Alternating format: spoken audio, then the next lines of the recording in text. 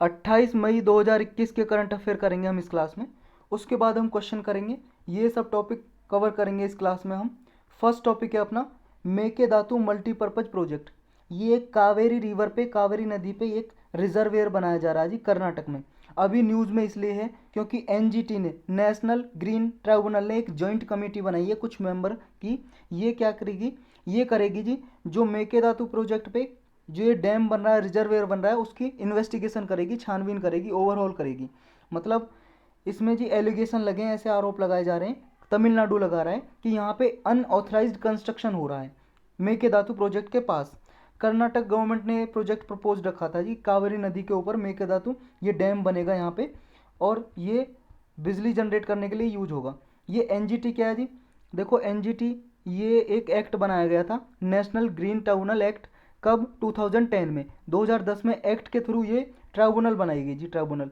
तो ये एक स्टैट्यूटरी बॉडी होगी, एक्ट के थ्रू बनी है तो स्टैट्यूटरी मतलब कि सांविधिक संस्था, स्टैट्यूटरी बॉडी यानी कि सांविधिक संस्था हो गई जी, किसी एक्ट के थ्रू बनती है। ये इन्वायरमेंट रिलेटेड जितने भी केस होते हैं जी उन पर डिसीजन देती है, एज ए सिविल कोर्ट काम करती है ये। पर्यावरण संबंधित कोई भी केस आता है उस पर डिसीजन देती है। ये जी अपना हिंदुस्तान, यहाँ पे कर्नाटक और तमिलनाडु, ये देखो जी कर्नाटक है और ये है तमिलनाडु, इसके पास ये बॉर्डर है तमिलनाडु कर्नाटक का, इसके पास ये बना जी मेकेदातु प्रोजेक्ट। यहाँ पे रिजर्वेयर है जी, डैम बना हुआ है और डैम बन रहा है और भी कंस्ट्रक्शन चल रही है यहाँ पे, और कावेरी नदी पे बन रहा है। इतना याद रखना है कि मेकेदातु पूछ लिया जाए आपको मैच द फॉलोइंग में, कर्नाटक में एक तो, और कहाँ पे, कावेरी रिवर पे बन रहा है। अभी जो मेकेदातु मल्टीपर्पज प्रोजेक्ट है ये कर्नाटक की रामनगरम डिस्ट्रिक्ट है, वहाँ पे एक जगह है कनकपुरा, वहाँ पे बन रहा है जी कावेरी नदी पे। और ये बेंगलुरु रामनगरम डिस्ट्रिक्ट दोनों के लिए वाटर सप्लाई करेगा, ड्रिंकिंग वाटर सप्लाई, और यहाँ पे जो पावर जनरेट होगी, बिजली बनेगी, दोनों डिस्ट्रिक्ट में सप्लाई होगी जी। तमिलनाडु इसका अपोज कर रहा है जी, मतलब इसके विरुद्ध है। वो कह रहा है यहाँ पे इलीगल कंस्ट्रक्शन की जा रही है, और जो Kaveri water dispute tribunal award है उसका भी वॉयलेशन करता है ये, मतलब उल्लंघन करता है। देखो जी जो कावेरी नदी का पानी है, इस पानी को लेकर यहाँ पे जो 3 स्टेट हैं उनके बीच में डिस्प्यूट चलता रहता है, विवाद, केरल के बीच में, कर्नाटक के बीच में, और तमिलनाडु और पुदुचेरी के बीच में भी चलता रहता है जी। ये चाहते हैं कि जो पानी है डिवाइड हो इनके बीच में। तो ये पानी को डिवाइड करने के लिए जी एक ट्राइब्यूनल बैठी थी, कावेरी वाटर डिस्प्यूट ट्राइब्यूनल, उसने कुछ डिसीजन दिया था। तो तमिलनाडु बोल रहा है इस डिसीजन के खिलाफ है ये मेकेदातु जो प्रोजेक्ट बनाया जा रहा है, यहाँ पे कंस्ट्रक्शन की जा रही है, तो इसलिए न्यूज़ में। आपको बस इतना याद रखना कहाँ पे ये प्रोजेक्ट। चलते हैं नेक्स्ट पे जी। नेक्स्ट है अपना विनेयार्ड विंड प्रोजेक्ट। ये क्या है, देखो जी अमेरिका ने, अभी अमेरिका का प्रोजेक्ट है, अमेरिका में बन रहा है, यूएसए में। तो आपसे सिर्फ मैच द फॉलोइंग में इतना पूछा जा सकता है कि विनेयार्ड विंड प्रोजेक्ट कहाँ पे है, यूएसए में जी, अमेरिका में। यूएसए में कहाँ पे, यूएसए का एक स्टेट है जी मैसाचुसेट्स, ये स्टेट के पास बन रहा है। और ये क्या है ये प्रोजेक्ट, ये है जी ऑफशोर विंड फार्म, मतलब कि क्या है ये फर्स्ट, ये यूएसए का first major offshore wind farm है। ऑफशोर का मतलब है जी कोस्टल एरिया से दूर, जो कोस्टल एरिया होते हैं ना उससे दूर बनाया जा रहा है विंड फार्म, मतलब कि जो वायु है, हवा से बिजली पैदा होगी जी, विंड से पावर जनरेट करेंगे, ये ऐसा प्रोजेक्ट है। तो आपको इसमें इतना याद रखना कौन से स्टेट में, यूएसए के और अमेरिका में, और vineyard wind project offshore, offshore wind farm है जी, मतलब कोस्टल एरिया से दूर बन रहा है। और इसमें लगभग जो इलेक्ट्रिसिटी यानी कि बिजली जनरेट होगी, पावर बनेगी, वो कम से कम 4 लाख घरों तक पहुंचेगी, और 2023 तक पहुंचाने का प्लान है अमेरिका का। अमेरिका में ही बिजली पहुंचेगी जी, बस इतना याद रखना कहाँ पे ये। और कम से कम 3600 जॉब जनरेट होंगी इस प्रोजेक्ट के बनने से। चलते हैं जी नेक्स्ट से। नेक्स्ट है अपना करेंसी स्वैप एग्रीमेंट। एक समझौता हुआ है जी अभी श्रीलंका और बांग्लादेश के बीच में, करेंसी स्वैप एग्रीमेंट। हमारे लिए जानना ये जरूरी है करेंसी स्वैप एग्रीमेंट क्या होता है, क्योंकि इंडिया भी कई सारी कंट्रियों के साथ किया हुआ है ये एग्रीमेंट।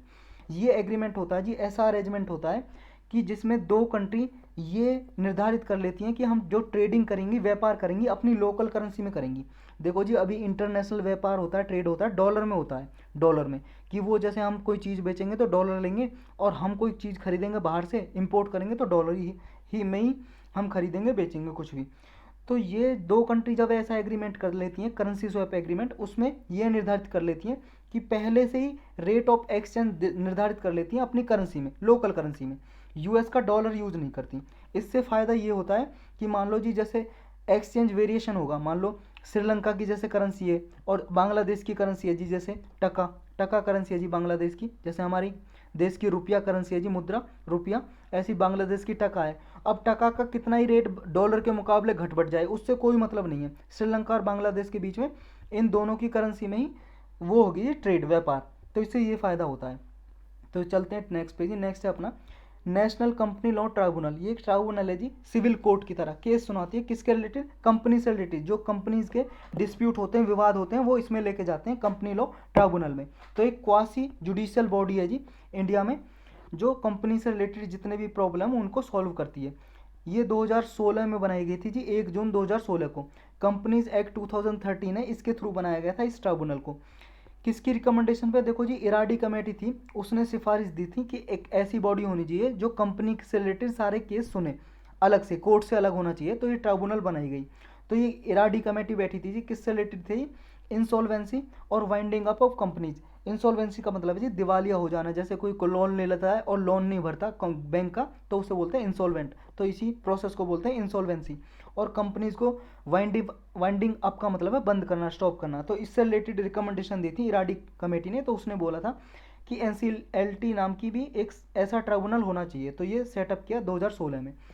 ये इसमें क्या है जी, जब भी कोई कंपनी मान लो एनसीएलटी में केस जाता है कंपनी का, और उस एनसीएलटी ने दे दिया, नेशनल कंपनी लॉ ट्राइब्यूनल ने अपना फैसला सुना दिया, लेकिन कंपनी इसके फैसले से संतुष्ट नहीं है, सेटिस्फाई नहीं है, तो वो अपना केस एनक्लेट में जाके दाखिल कर सकती है, अपील कर सकती है, फाइल कर सकती है।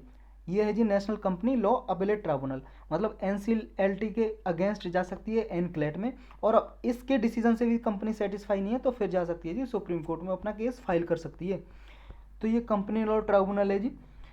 ये ऑर्डर इसने अभी न्यूज में इसलिए इसने ऑर्डर दिया था कि जो देवास मल्टीमीडिया प्राइवेट लिमिटेड है उसका लिक्विडेशन किया जाए।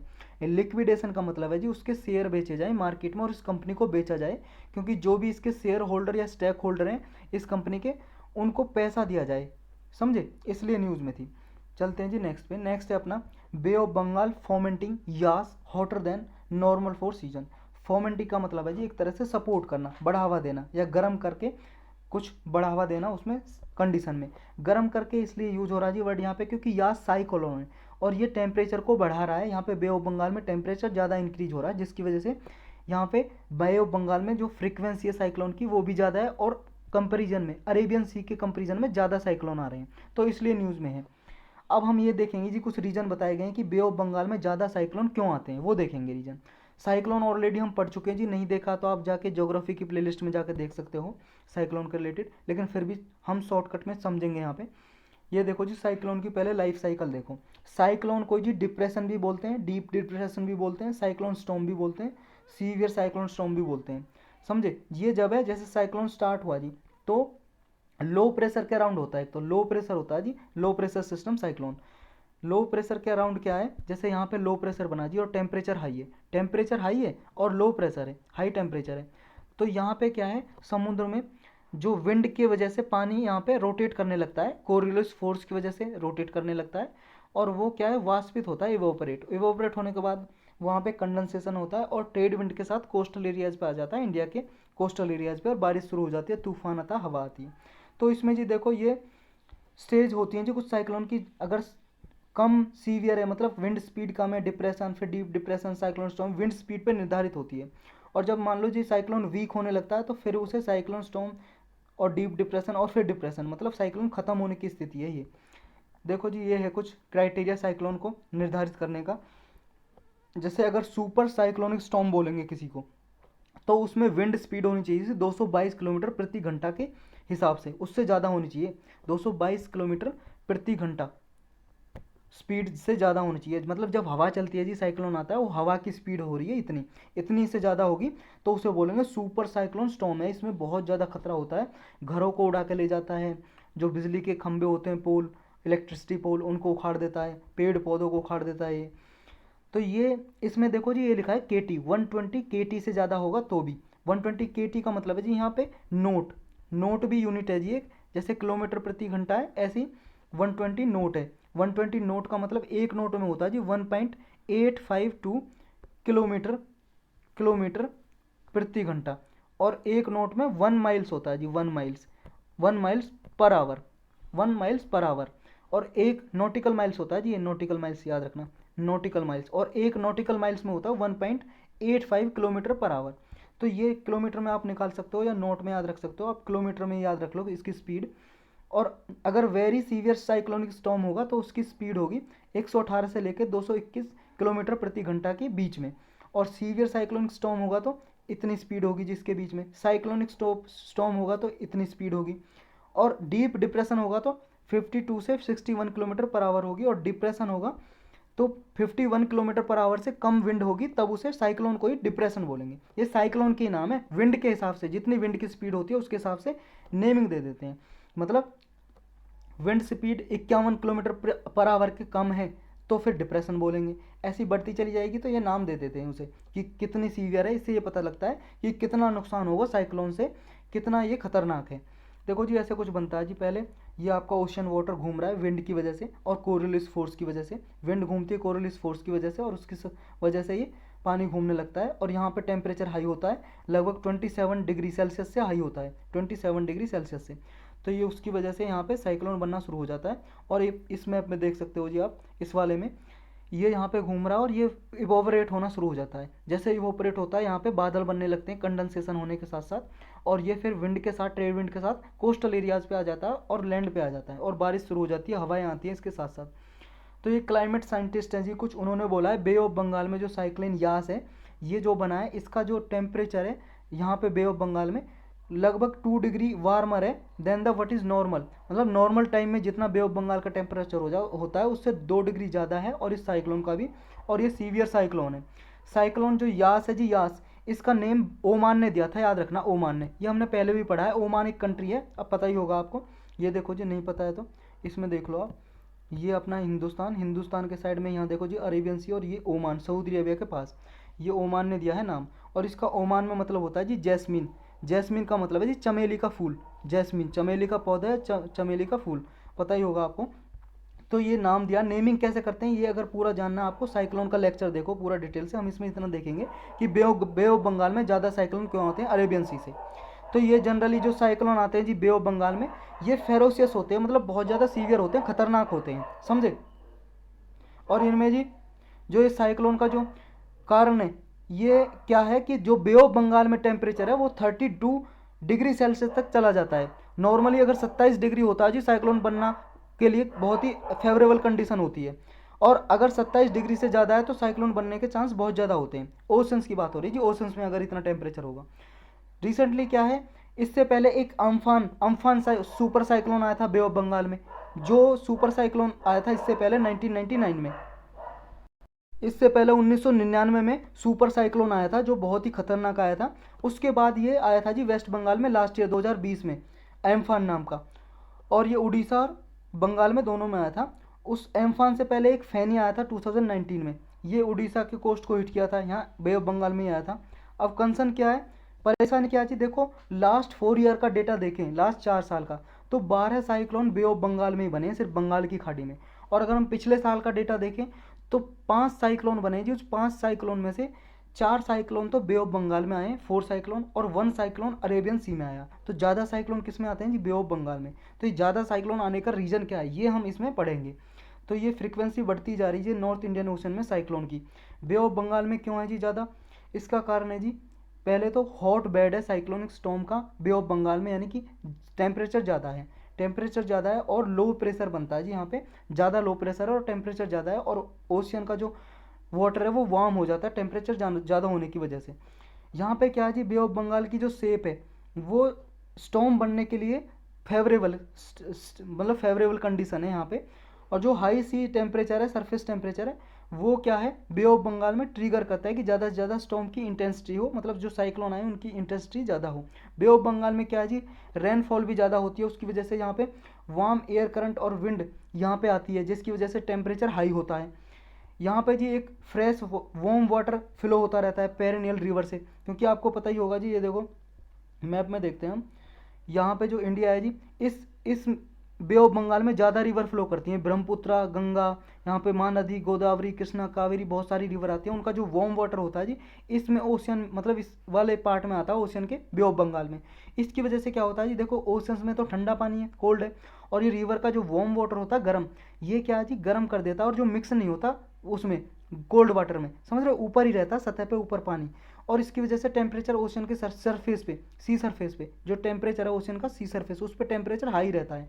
इसकी वजह से भी जी हाई टेम्परेचर की वजह से फिर टेम्परेचर हाई रहता है तो फिर साइक्लोन बनने के चांसेस और बढ़ जाते हैं, क्योंकि साइक्लोन बनने के लिए हाई टेम्परेचर एक कंडीशन है।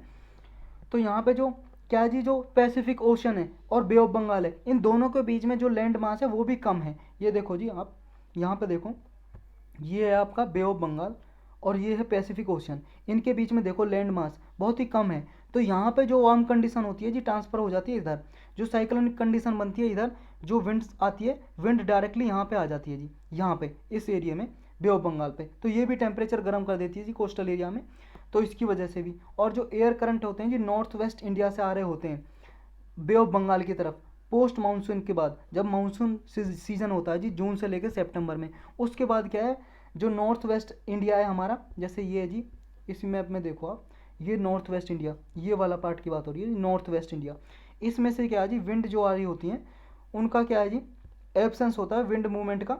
इसकी वजह से क्या है, यहाँ पे साइक्लोन बनने के चांसेस ज़्यादा हो जाते हैं बे ऑफ बंगाल में, ये रीजन भी है। अब अरेबियन सी में क्यों कम बनते हैं जी, इसका कारण क्या है, एक तो देखो जी, जो अरेबियन सी में क्या है, काम रीजन है, काम रीजन का मतलब शांत रीजन है, और यहाँ पे स्ट्रॉन्गर विंड होती हैं जी, वो हेल्प करती हैं कि हीट कम हो जाए, हीट कम रहती है यहाँ पे, किसकी अपेक्षा, बे ऑफ बंगाल की अपेक्षा कम टेम्परेचर होता है रिलेटिवली अरेबियन सी में। एक क्या है जी, यहाँ पे जो फ्रेश वाटर होता है वो भी कम होता है।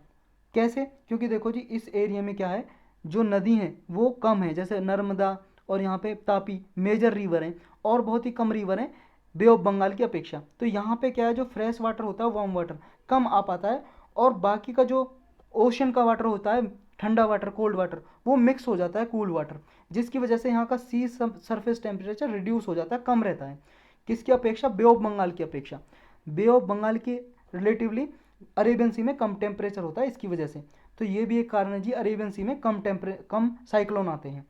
इसकी लोकेशनल एडवांटेज भी है जी, जैसे मान लो अगर विंड आई जी, यहाँ से ये विंड आई जी, इधर साइड से विंड आई, तो विंड क्या है, यहाँ पे वेस्टर्न घाट है, वेस्टर्न घाट रोक लेगा जी, इधर ईस्टर्न घाट भी है, ईस्टर्न घाट से विंड बच के अगर वेस्टर्न घाट में गई तो वेस्टर्न घाट रोक लेता है यहाँ पे आने से। और अगर मान लो जी यहाँ से जो विंड आ रही है जी, वो हिमालय रोक लेता है। तो ये क्या है जी, इसकी वजह से भी एक कारण है कि अरेबियन सी में कम बनते हैं जी साइक्लोन, तो ये भी एक कारण है। तो यही था जी, इसमें चलते हैं नेक्स्ट पे।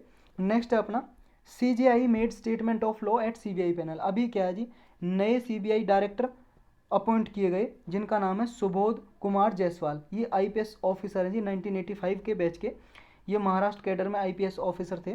तो इन्हें CBI डायरेक्टर अपॉइंट किया जी 2 साल के लिए। ये इससे पहले CISF के डायरेक्टर जनरल थे। डायरेक्टर जनरल सबसे बड़ी पोस्ट होती है जी, आपको पता ही होगा, CIS किसी में भी, मतलब पुलिस फोर्स में, ये आर्म फोर्स है जो हमारी CISF, central industrial police force, central industrial security force. ये आपकी जो मेट्रो या गवर्नमेंट कंपनी या आपके जो बिल्डिंग होती हैं गवर्नमेंट, उन पे सिक्योरिटी प्रोवाइड करती है।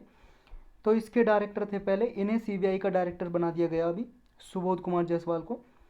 ये क्या जी ऑफिसर, इनको अपॉइंट कैसे किया जाता है, इन्हें प्रेसिडेंट अपॉइंट करते हैं, और एक 3 मेंबर की सिलेक्शन कमेटी होती है, जिसके मेंबर होते हैं prime minister, chief justice of India, और लोकसभा के अपोजिशन लीडर, मतलब अपोजिशन लीडर होते हैं जी जो, वो। लेकिन अपोजिशन लीडर ना हो तो सिंगल लार्जेस्ट पार्टी होती है जो अपोजिशन पार्टी, उसके लीडर इसमें पार्टिसिपेट कर सकते हैं। तो इन्होंने मिलकर जी रिकमेंडेशन देते हैं अपॉइंटमेंट किसको करना है, तो फिर उसे प्रेसिडेंट अपॉइंट कर देते हैं जी।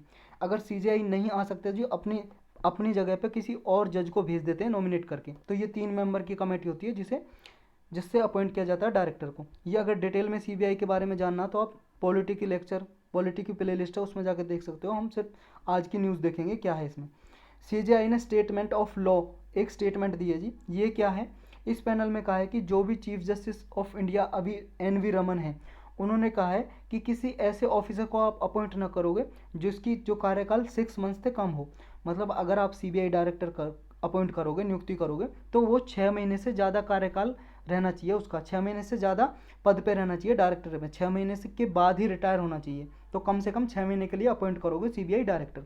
तो यही है स्टेटमेंट ऑफ लॉ जो chief justice of India NV Raman ने कहा है। क्यों कहा है जी ऐसा, क्योंकि जी अगर उनका ज़्यादा टाइम काल होगा तो वो scrutiny of law in the future, को अच्छे से कर सकेंगे। मतलब स्क्रूटनी का मतलब है छानबीन करना एक तरह से, तो जो लॉ को अच्छे से इम्प्लीमेंट कर सकते हैं। सुप्रीम कोर्ट का व्यू क्या है जी, इसमें जजमेंट क्या है इसके रिगार्डिंग, मतलब जो डायरेक्टर का अपॉइंटमेंट होता है सीबीआई का, इसके लिए कुछ जजमेंट है सुप्रीम कोर्ट के। एक है जी प्रकाश सिंह केस। ये क्या है जी प्रकाश सिंह केस, देखो 2006 में एक केस आया था एक सुप्रीम कोर्ट का, उसमें डिसीजन दिया था कुछ 7 पॉइंट दिए थे कि जिसमें डायरेक्टर जनरल का जो कार्यकाल है 2 साल का होना चाहिए। जो डायरेक्टर जनरल होते हैं ना, पुलिस के डीजीपी होते हैं हर स्टेट में, उनका, और उनके रिटायरमेंट का टाइम, और एक अलग से बोर्ड होना चाहिए जो क्या है पुलिस की भी शिकायत की जानी चाहिए। ऐसे कुछ जजमेंट थे, ये हमने पढ़े भी थे, तो अभी हम सिर्फ सीबीआई के बारे में पढ़ेंगे। तो प्रकाश सिंह केस में एडिशन किया था 2019 में, 2019 में सुप्रीम कोर्ट ने कहा था कि जो डायरेक्टर जनरल ऑफ पुलिस का अपॉइंटमेंट है वो लागू होगा सीबीआई डायरेक्टर पे भी। मतलब जो डायरेक्टर जनरल ऑफ पुलिस के लिए जजमेंट में, इस जजमेंट में प्रकाश सिंह केस में जो फैसला सुनाया था वो इन पे भी लागू होगा सीबीआई डायरेक्टर पे, यानी कि इनका जो कार्यकाल है 2 साल का होना चाहिए, ऐसा बोला था 2019 में। नेक्स्ट एक है जी जजमेंट 2004 का, India versus Union of India versus C Dinkar. इसमें कहा था कि जो ऑर्डिनरीली आईपीएस ऑफिसर होते हैं, जो सीनियर मोस्ट आईपीएस ऑफिसर होते हैं, सबसे सीनियर मोस्ट आईपीएस ऑफिसर, उन्हीं को सीबीआई डायरेक्टर क्या है अपॉइंटमेंट किया जाएगा। जैसे मान लो अभी सीबीआई डायरेक्टर का रिटायरमेंट होने वाली है, अभी जो डायरेक्टर है और रिटायरमेंट होने वाली है, उस टाइम पे जो सीनियर मोस्ट आईपीएस ऑफिसर होंगे वो ही सीबीआई डायरेक्टर के लिए अपॉइंटमेंट किए जाएंगे, उनका ही। तो ये भी बोला था जी इस केस में। नेक्स्ट है जी हमारा एक 1998 का जजमेंट, विनीत नारायण जजमेंट। इसमें कहा था कोर्ट ने कि जो डायरेक्टर होंगे उनका जो कार्यकाल है वो 2 साल से कम नहीं होगा, मतलब 2 साल के लिए होंगे, उसके बाद ही रिटायर हो सकेंगे। और उन्हें जी अगर ट्रांसफ़र किया जाएगा तो एक हाई लेवल कमेटी होगी, उसकी कंसेंट पे ही प्रीवियस कंसेंट ली जाएगी, मतलब पहले उनकी अनुमति ली जाएगी तभी ट्रांसफ़र किया जाएगा। इसके इम्प्लीकेशन क्या है जी, सीजीआई के जो जजमेंट है जी, जो फैसला है इसका ये जी, देखो सीजीआई का जो रिलायंस है, मतलब निर्भरता 2019 के ऑर्डर पे है, कि मतलब ये है कि अगर मान लो जो 2 मेंबर हैं जी, 2 मेंबर हैं, जैसे प्राइम मिनिस्टर हो गया जी एक सिलेक्शन कमेटी में, और आपका हो गया जी एक सीजीआई खुद हो गए अपॉइंटमेंट में, मतलब सिलेक्शन कमेटी की बात हो रही है जिससे सिलेक्शन किया जाता है, और एक लीडर ऑफ अपोजिशन, तो ये होंगे। तो क्या है जी इनसे देख, तो एक तो ये होगा कि जो सीबीआई डायरेक्टर चूज किया जाएगा वो क्या है जी इम्पेकेबल करेक्टर का होना चाहिए पर्सन, समझे, मतलब ऐसा होना चाहिए जिसपे कोई आरोप ना लगे हों किसके खिलाफ, और मैन ऑफ इंटीग्रिटी होना चाहिए, और प्रोफेशनलिज्म एज ए इनकम्बेंडेंट होना चाहिए। तो ये कुछ रिक्वायरमेंट है जी सीबीआई डायरेक्टर को अपॉइंट करने की, कि वो क्या है ऐसा पर्सन होना चाहिए, अगर सिंपल भाषा में कहूँ तो ऑनेस्ट होना चाहिए जी, ईमानदार, समझ रहे हो। लेकिन इसकी नीड क्या है जी, ज़रूरत क्या है कि पॉसिबिलिटी ऑफ जो ऑफिसर है वो क्या है कि उनकी सर्विस क्या है कि 6 महीने से ज़्यादा होनी चाहिए, जो अभी सीजीआई ने बोला है 6 महीने से कम नहीं होनी चाहिए। ये इसलिए बोला है जी, देखो जब अगर मान लो कोई सीबीआई डायरेक्टर अपॉइंट कर दिया 6 महीने से कम होगा, तो उसके माइंड में क्या है जी इनसिक्योर स्टेट ऑफ माइंड रहेगा, कि उसके माइंड में ये चलता रहेगा कि 6 महीने से कम टाइम का मतलब 1-2 महीने 3 महीने के लिए अपॉइंट किया है, कि क्या ही काम करना 2-3 महीने के लिए। तो वो क्या है जी इंटरेस्ट कम जताते हैं कि सीबीआई के लिए कुछ काम किया जाए, तो अपना 6 महीने से कम टाइम होता है 2-3 महीने, तो उसमें मज़े लेते हैं, समझ रहे हो एक तरह से। तो अगर उनका 6 महीने से ज़्यादा होगा, यानी कि कम से कम जैसे 2 साल का कार्यकाल होगा, तो वो अच्छे से काम कर सकेंगे। तो ये कहना जी किसका, सीजीआई का मानना ये है जी, जो हमारे चीफ जस्टिस ऑफ इंडिया है। जो सीबीआई डायरेक्टर हैं जी और इनका अपॉइंटमेंट कैसे होता है ये देख लेते हैं। एक एक्ट है जी Delhi special police act establishment act 1946, इसके सेक्शन है सेक्शन 4A, इसके थ्रू अपॉइंटमेंट होता है जो डायरेक्टर है सीबीआई के, इस एक्ट के थ्रू। देखो जी एक एक्ट और आया था 2013 में, लोकपाल एंड लोकायुक्त एक्ट। इस एक्ट ने क्या कहा था, इसने कहा था जो सेंट्रल मतलब सीबीआई है, सेंट्रल ब्यूरो ऑफ इन्वेस्टिगेशन, ये डायरेक्टर को अपॉइंटमेंट होगा जो, उसका लिए एक कमेटी बनाई थी, 3 मेंबर कमेटी, इस एक्ट ने बनाई थी। इस एक्ट ने, उस एक्ट में ये थे prime minister, leader of opposition in Lok Sabha, और सीजीआई। अगर सीजीआई नहीं है तो अपने जगह पे कोई जज नॉमिनेट कर सकते हैं सुप्रीम कोर्ट का ही। तो ये 3 मेंबर की जो कमेटी के बेस पे अभी अपॉइंटमेंट की जाती है, ये किसने दी था, 2013 में जो एक्ट आया था इसने दिया था, लोकपाल और लोकायुक्त एक्ट। और इस एक्ट में जी दोबारा से अमेंडमेंट किए गए, एक एक्ट आया Delhi special police establishment amendment act 2014, जो 1946 का ये एक्ट था, उसमें ही संशोधन किए गए 2014 में। इसने बोला जो लीडर ऑफ अपोजिशन है लोकसभा में, वो लीडर ऑफ अपोजिशन हटा के कर दिया leader of single largest opposition party इन लोकसभा। ये क्यों कर दिया, कभी कभी ऐसा होता है जी कि अपोजिशन पार्टी आ नहीं पाती लोकसभा में, जैसे अभी नहीं है जी कोई अपोजिशन पार्टी, क्योंकि अपोजिशन पार्टी डिक्लेयर करने के लिए, मतलब अपोजिशन पार्टी तो है जी, लीडर ऑफ अपोजिशन नहीं है। लीडर ऑफ अपोजिशन डिक्लेयर करने के लिए उस पार्टी को, अपोजिशन पार्टी को कम से कम 10% मेंबर इलेक्ट होके आने चाहिए लोकसभा में। 10%, जैसे 543 मेंबर है जी लोकसभा में, तो 10% कितना होगा 54.3, यानी कि 55 मेंबर, कम से कम 55 मेंबर उसके होने चाहिए जी पार्टी के, विपक्ष की पार्टी के, अपोजिशन पार्टी के। और अगर नहीं है तो क्या जी, उस केस में क्या होगा, उस केस के लिए बदलाव किया गया इस 2014 के एक्ट में कि अगर लीडर ऑफ अपोजिशन नहीं है, उस केस में हम जो सिंगल लार्जेस्ट पार्टी अपोजिशन की, जिसके सबसे ज़्यादा मेंबर अपोजिशन पार्टी के, तो वो इस सिलेक्शन कमेटी में होगा। फिर प्राइम मिनिस्टर होगा, सीजेआई होंगे, और लीडर सिंगल लार्जेस्ट पार्टी के जो अपोजिशन पार्टी के हैं लोकसभा में वो होंगे। तो यही था जी। इसमें चलते हैं नेक्स्ट पे। नेक्स्ट है जी more scrutiny of Israel rights record. Scrutiny का मतलब होता है जी इन्वेस्टिगेशन, छानबीन करना। अभी क्या है, एक ऑर्गेनाइजेशन है, ऑर्गेनाइजेशन ऑफ इस्लामिक कोऑपरेशन, ये मुस्लिम कंट्रीज़ की, मोस्टली मुस्लिम कंट्रीज़ की ऑर्गेनाइजेशन है जी, ये संस्था है। इसने कहा है यूएन ह्यूमन राइट काउंसिल से कि एक कमेटी बनाई है जी, उसमें क्या है, परमानेंट कमीशन बनाई है, ताकि जो ह्यूमन राइट के वॉयलेशन हुए, मानव अधिकारों का उल्लंघन हुआ है इसराइल और गाजा में, जो अभी कॉन्फ्लिक्ट चला था जी, 11 दिन का जो इनके बीच में युद्ध चला था, फाइटिंग, तो इसमें जो ह्यूमन राइट का वॉयलेशन हुआ है, मानव अधिकारों का उल्लंघन हुआ है, तो इसकी छानबीन करने के लिए कमेटी बैठाओ, कमीशन बैठाओ, ऐसा रिक्वेस्ट किया इस ऑर्गेनाइजेशन ने United nation human right council से। तो देखो जी, हमारे लिए ये ज़रूरी नहीं है, ये पूरा कॉन्फ्लिक्ट हम कई बार पढ़ चुके हैं, इसराइल और गाजा, ये वेस्ट बैंक क्या है, इनके बीच में कॉन्फ्लिक्ट क्यों हो रहा है, ये कई बार पढ़ चुके हैं, कल भी हमने रिवाइज किया था। अब हम पढ़ेंगे ये यूएनएचआरसी क्या है, इसे पहले भी 2-3 बार पढ़ चुके हैं वैसे हम। ये यूएनएचआरसी क्या है, United nation human right council. ये जनरल असेंबली ने, यूनाइटेड नेशन की जो जनरल असेंबली है, देखो यूनाइटेड नेशन के 6 ऑर्गन है और कुछ स्पेशलाइज एजेंसी है बहुत सारी, उन 6 ऑर्गन में से, अंग बोलते हैं जी हिंदी में, उन 6 ऑर्गन में से एक ये यूनाइटेड नेशन जनरल असेंबली एक ऑर्गन है। इसने 2006 में United nation commission on human right को रिप्लेस कर दिया। इससे पहले क्या जी, काउंसिल से पहले कमीशन बना हुआ था, और इस कमीशन का नाम ही चेंज कर दिया, मतलब इसे रिप्लेस कर दिया, बदल दिया, उसके जगह पे बना दिया United nation human right council. समझ रहे हो, इससे पहले क्या था, United nation commission on human right था, तो इसको रिप्लेस करके इसके जगह पे ये बना दी काउंसिल 2006 में। और इसका हेडक्वार्टर कहाँ जी, इसका हेडक्वार्टर है ह्यूमन राइट काउंसिल का, जहाँ पे इसका office of high commissioner for human right, इसका ऑफिस है, उसके ऑफिस में इसका हेडक्वार्टर है जी, सेक्रेटरीट। और इसका ऑफिस कहाँ पे है जी, स्विट्जरलैंड, यूरोप में एक कंट्री है जी स्विट्जरलैंड, वहाँ पे जनेवा एक जगह है, वहाँ पे इसका हेडक्वार्टर है। ये स्विट्जरलैंड देख सकते हो जी आप इस मैप में, इस मैप में कहाँ गया, ये देखो जी, ये आपका स्विट्जरलैंड कहीं पे दिखाई दे रहा होगा यूरोप में, इस मैप में दिखाई नहीं दे रहा आपको, लेकिन यहाँ पे ये देखो जी, ये वाला जो देख रहे हो आप, ये वाला कंट्री, ये वाला यहाँ पे जी स्विट्जरलैंड है आपका, यूरोप में एक कंट्री है जी, पता ही होगा आपको।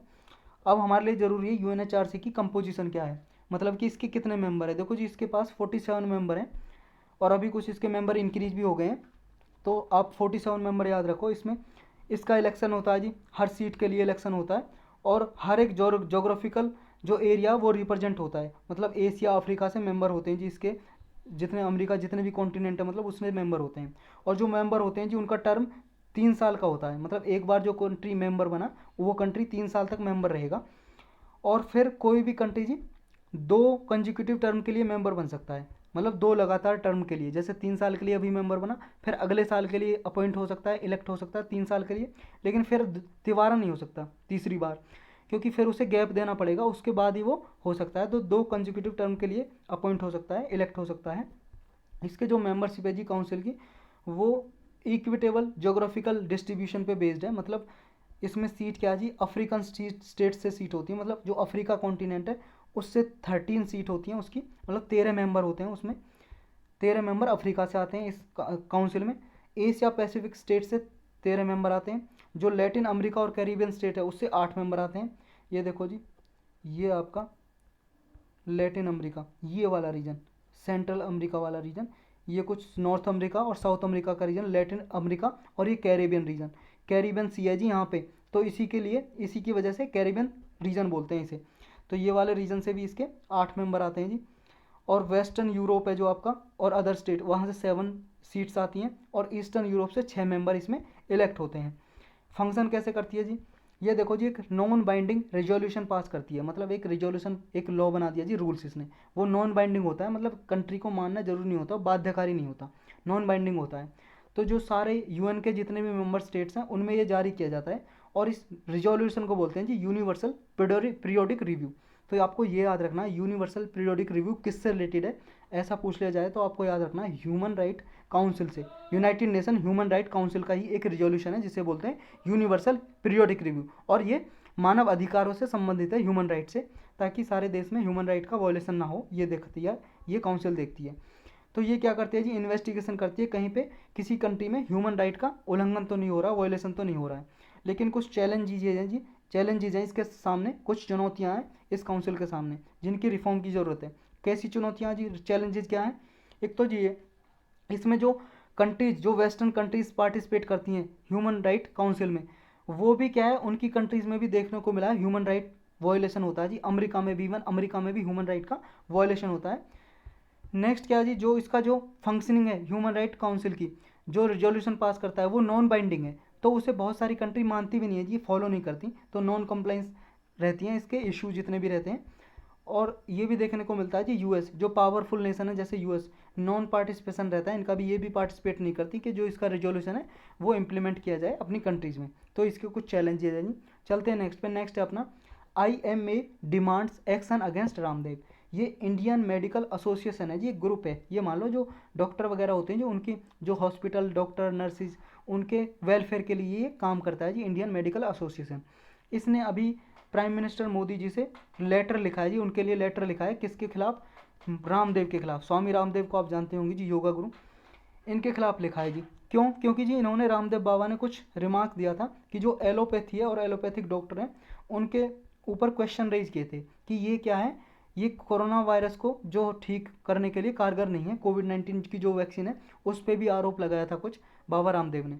तो क्या कहा था जी इन्होंने, बाबा रामदेव ने कहा था जी, एक वीडियो इनकी लीक हुई थी, इसने कहा था कि कम से कम 10,000 डॉक्टर और पीपल मर चुके हैं वैक्सीन लेने के बावजूद भी, वैक्सीन की दोनों डोज ले लिए तो वैक्सीन लेने के बावजूद मर चुके हैं। अब देखो जी, वैसी वैक्सीन हेजिटेंसी हो रही है, हेजिटेंसी का मतलब है जी हिचकिचाहट, मतलब लोग वैक्सीन लेने से इनकार करते हैं, बहुत से ये अफवाह फेक न्यूज़ फैला देते हैं कि वैक्सीन ये क्या है, आपको इम्पोर्टेंट बना देगी, मतलब नपुंसक, और आपके शरीर में नुकसान करेगी और ये कुछ कारगर नहीं है और आपकी मृत्यु हो सकती है, ऐसी फेक न्यूज़ फैलाते हैं और लोग वैक्सीन नहीं ले पाते। और वैक्सीन नहीं लेंगे तो जी कोरोना वायरस कैसे मिटेगा, ऐसी फेक न्यूज़ फैलती रहती हैं जी। और रामदेव ने भी जी ऐसा ही कुछ बोला, तो इसलिए प्राइम मिनिस्टर को लेटर लिखा जी इन्होंने। नीड ऑफ द आवर क्या है जी, देखो ज़रूरत, नीड ऑफ द आवर की मतलब जी अभी ज़रूरत क्या करने की। देखो जी, आयुर्वेदिक मेडिसिन भी अच्छी है और ये सिस्टम भी, इंडियन मेडिसिन सिस्टम भी हमें अच्छे से अपनाना चाहिए। और जो वैक्सीन अभी डेवलप किए हैं जी कोरोना वायरस की, अच्छे से वैक्सीनेशन किया जाना चाहिए ताकि कोरोना वायरस को रोका जा सके। वैक्सीनेशन का मतलब होता है जी टीका, हिंदी में बोलते हैं टीका। एक ऐसा मेथड है जी वैक्सीनेशन, इसमें या तो इंजेक्शन के द्वारा या ओरल वैक्सीन दी जा सकती है जी। कोरोना वायरस की जो वैक्सीन बनी है अभी तक वो इंजेक्टेबल है, इंजेक्शन द्वारा दी जाती है आपकी बॉडी में, इंजेक्शन लगाया जाता है। ये क्या करती हैं, जो हमारा बॉडी का इम्यून सिस्टम होता है, प्रतिरोधक क्षमता होती है हमारी बॉडी की, उसको टीच करती हैं, सिखाती हैं, ताकि वो क्या है, एंटीबॉडीज़ को क्रिएट कर सकें, हमारी बॉडी में ट्रिगर करती हैं एंटीबॉडीज़ को। एंटीबॉडीज क्या होती हैं, जो भी मान लो हमारे बॉडी में जैसे वायरस घुस गया, वायरस क्या होता है जी, एंटीजन, एंटीजन होता है फॉरेन सब्सटेंस, मतलब हमारी बॉडी को पहचान नहीं है इसकी, तो इस वायरस को मारने के लिए, रिमूव करने के लिए, हमारी बॉडी से बाहर करने के लिए काम करती हैं एंटीबॉडीज़। तो एक तरह से हमारी बॉडी के जो इम्यून सिस्टम है उसको ट्रिगर करती है वैक्सीनेशन। और फ्यूचर में भी मान लो कोई इन्फेक्शन करेगा वायरस, तो ये पहचान लेगी, हाँ ये वही वाला वायरस है जो पिछली बार हमने मार के भगाया था, तो फिर दोबारा से एंटीबॉडी हमारी बॉडी में रहेंगी, पहचान लेंगी इस वायरस को और फिर इसे भगा देंगी बॉडी से बाहर। तो ये काम करती है जी वैक्सीन। चलते हैं नेक्स्ट पे जी। नेक्स्ट क्या है, quad targeting China council general. देखो जी, चाइना का जो काउंसिल जनरल है मुंबई में, मतलब ऑफिस होते हैं हर देश के, हर कंट्री में जो काम करते हैं, जैसे इन चाइना का भी मुंबई में ऑफिस है काउंसिल जनरल। इसने जी कुछ क्वाड के बारे में बोला। क्वाड क्या है जी, ग्रुप है 4 कंट्रीज़ का, कई बार पढ़ चुके हैं हम। इस क्वाड को कहा है, ये क्या है, कंटेनमेंट, अटेम्प्ट फॉर कंटेनमेंट है। कंटेनमेंट का मतलब है जी रोकना, रुकावट। ये क्या है, चाइना को रोकने के लिए एक बनाया गया ग्रुप, ऐसा बोला जी काउंसिल जनरल ने। कोई नई बात नहीं है, चाइना पहले से ही बोलता आया है, लेकिन न्यूज़ में तो पढ़ लेते हैं दोबारा से। क्वाड कई बार पढ़ चुके हैं जी हम फिर भी। जो क्वाड क्या है जी, ये डेमोक्रेटिक अलायंस है। वैसे तो 4 कंट्रियाँ डेमोक्रेटिक कंट्री हैं जो एक साथ मिल के आई हैं, लेकिन ये क्या काम करता है, जो कई स्पेसिफिक कंट्रीज हैं उनको रोकने के लिए काम करता है, ऐसा बोला काउंसिल जनरल ने। अब स्पेसिफिक कंट्रीज क्या है जी, बस वो कहना चाहता है चाइना को रोकने के लिए काम करता है, ये चाइना का अगेंस्ट काम करता है, ये कहना चाहता है ये। अब इसके इम्प्लीकेशन क्या है जी, संकेत क्या जा रहा है इंडिया के लिए। इंडिया के लिए ये संकेत जा रहा है कि जो चाइना है बिल्कुल भी क्वाड को पसंद नहीं करता और वो चाहता है ये ख़त्म हो ग्रुप, क्योंकि ये चाइना के अगेंस्ट काम करता है, ऐसा मानना है जी। ये चाइना की जो इन्फ्लुएंस है इंडो पैसिफिक जोन में उसको रोकना चाहता है, कर्टेल करना चाहता है, मतलब कर्टेल का मतलब कम करना चाहता है, प्रभाव, इन्फ्लुएंस का मतलब है जी इफेक्ट या प्रभाव, चाइना के प्रभाव को कम करना चाहता है इंडो पैसिफिक जोन में, इंडियन ओशियन और पैसिफिक जोन में जो भी है जी। तो चाइना का जो जोन ऑफ इन्फ्लुएंस है उसको रोकना चाहता है ये क्वाड। क्वाड ग्रुपिंग क्या है जी, ये 4 कंट्रीज का एक ग्रुप है, क्वाड्रिलेटरल ग्रुप बोलते हैं, मतलब 4 कंट्री का ग्रुप सिक्योरिटी प्रोवाइड करता है जी इंडियन ओशन में, पैसिफिक ओशियन में सुरक्षा के लिए बनाया गया। जापान, इंडिया, अमेरिका और ऑस्ट्रेलिया, ये 4 मेंबर इसके ग्रुप हैं जी। ये 4 नेशन जी किस लिए बने हैं ये ग्रुप, ताकि मैरीटाइम ट्रेड और सिक्योरिटी के लिए, मैरीटाइम जहाँ पे भी है जी ओशियन की बात हो रही है ये समझना ना, मतलब ओशियन में जो ओशियन के जरिए जो ट्रेड होते हैं, व्यापार होता है, वहाँ पे सिक्योरिटी प्रोवाइड की जाए और ट्रेड को आपस में 4 कंट्री के बीच में जो ट्रेड है उसको बढ़ावा दिया जाए। जो ये है जी क्वाड, इसको बहुत सारी कंट्री, बहुत सारी क्या है, ये चाइना ही बोलती है, एशियन नाटो या मिनी नाटो। नाटो आपको पता ही होगा जी क्या है, नाटो क्या है जी, नॉर्थ एटलांटिक ट्रीटी ऑर्गेनाइजेशन। जब कोल्ड वार चल रहा था, जब सेकेंड वर्ल्ड वार खत्म हुआ था 1955 में, 1945 में 1945 में, उसके बाद क्या है जी एक ऑर्गेनाइजेशन बनाई थी 1949 में अमेरिका ने कुछ यूरोपियन कंट्री के साथ मिलकर, नाटो नाम की। ये एक मिलिट्री ग्रुप है जी, मिलिट्री अब भी है जी, ये मिलिट्री ग्रुप है। इसमें क्या है, इसमें ये प्रोविजन थी कि जब भी कोई नाटो के जितने भी मेंबर कंट्री है, अमेरिका और कुछ यूरोपियन कंट्री है, किसी भी कंट्री के साथ कोई कंट्री हमला करेगा तो वो सारी कंट्री मिलके धोएंगे उसे, मतलब मिलके मारेंगे उसे, अटैक करेंगे, ये था जिसकी प्रोविजन में। तो मिलिट्री ऑर्गेनाइजेशन है। तो ये क्या है जी, मोस्टली रसिया को काउंटर करने के लिए बनाई थी, रसिया को रोकने के लिए नाटो। तो ये क्या जी, चाइना भी वो कहता है क्वाड क्या है, मिनी नाटो, नाटो की तरह एक मिलिट्री फोर्स है जो चाइना को रोकने के लिए बनाई गई है इंडो पैसिफिक रीजन में। तो ये इसका कहने का मतलब है जी चाइना का। अब इसका जेनेसिस कहाँ से हुआ जी, जेनेसिस का मतलब है जी ओरिजिन, उत्पत्ति, जन्म कहाँ से हुआ होता है क्वाड का। देखो जी, सुनामी आती है 2004 में। सुनामी क्या होता है जी, समुद्र का पानी का बहाव है वो बढ़ जाता है और कोस्टल एरियाज में आ जाता है, फ्लड आ जाती है, एक तरह से बाढ़। तो सुनामी आती है 2004 में, तो ये 4 कंट्री साथ में आई जी, इंडियन ओशन में आती है जी, इंडियन ओशन में सुनामी आती है, जिसमें जो अराउंड इसके कंट्री है उसमें फ्लड, बाढ़ आ जाती है। तो ये चारों कंट्री एक साथ 2004 में आती है इन कंट्रीज़ का सहायता करने के लिए।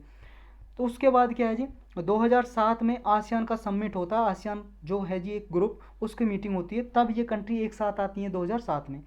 आसियान क्या है जी, association of south east Asian nation, 10 countries का एक ग्रुप है जी, ये आपस में ट्रेड वगैरह का, इसमें प्रमोशन हो, व्यापार बढ़े, इसके लिए काम करता है आसियान। ये 1960s के लगभग बना था जी। और ये देखो इसके मेंबर कौन है, कई बार मैं वैसे बता चुका हूँ, ये सारी कंट्रीज़ के मेंबर हैं ये वाले, ये Myanmar, Laos, Vietnam, Cambodia, Thailand, Malaysia, Indonesia, Philippines, Brunei, ये इसके 10 मेंबर हैं जी, 10 मेंबर। और ये सिंगापुर, ये 10 मेंबर हैं जी इसके। तो ये याद रखना है इसमें। तो 2007 में फिर 4 कंट्री मिली, तो इन्होंने ये 2007 में ये इन्होंने इच्छा जताई कि हमें मैरी टाइम कोऑपरेशन के लिए 4 कंट्रीज़ को एक ग्रुप बनाना चाहिए।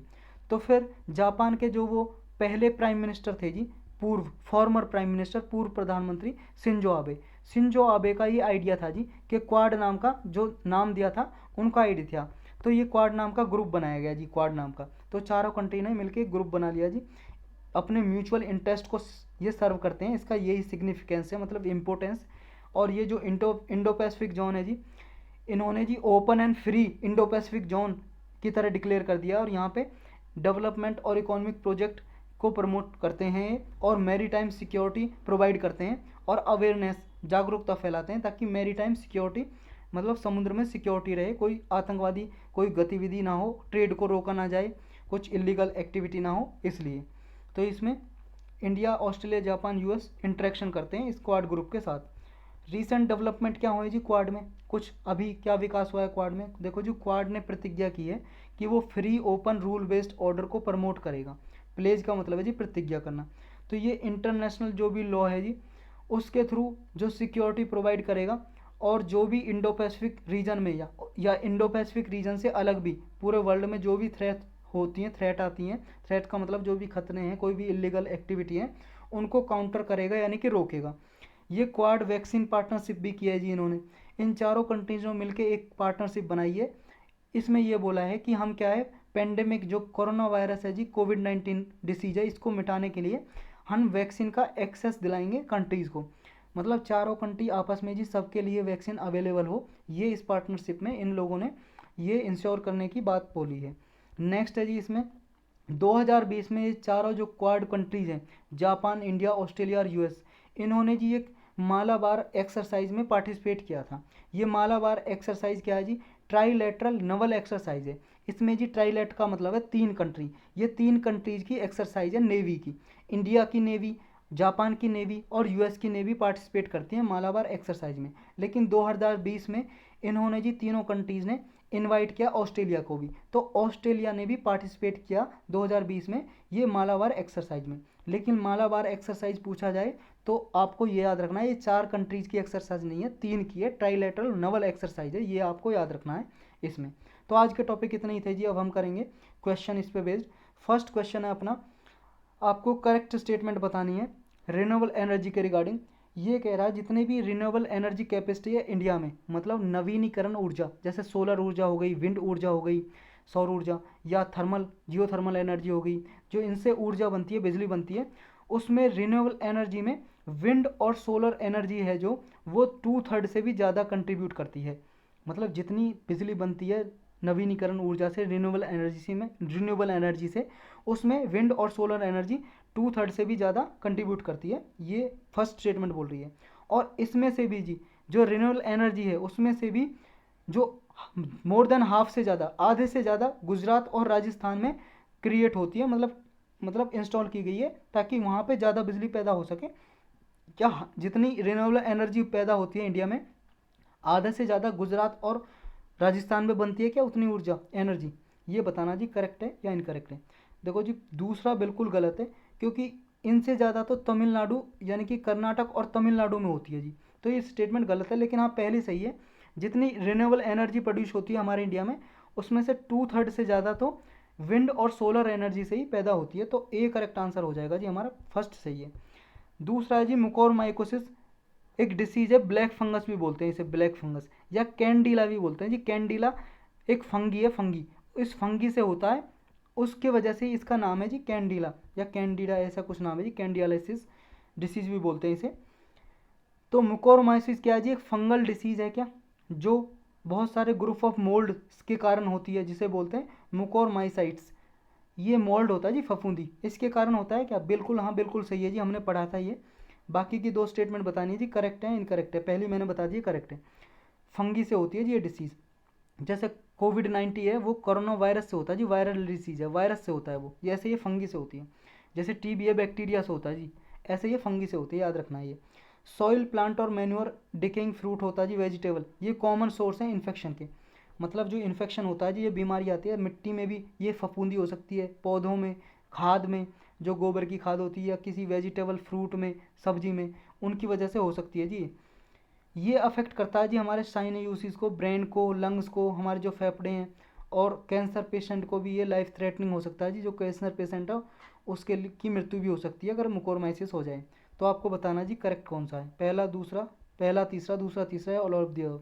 जी हाँ डी करेक्ट आंसर है, ऑल ऑफ द अबव सही है, सारे के सारे करेक्ट हैं। एक्सप्लेनेशन हमने देख लिया। नेक्स्ट है जी आपको बताना है डायरेक्ट सीडलिंग ऑफ राइस, ये एक टेक्निक है जी चावल बोने की, चावल की खेती करने की, पैडी कल्टीवेशन करने की, डायरेक्ट सीडिंग। तो आपको बताना है जी इसके रिगार्डिंग कौन सी करेक्ट स्टेटमेंट है।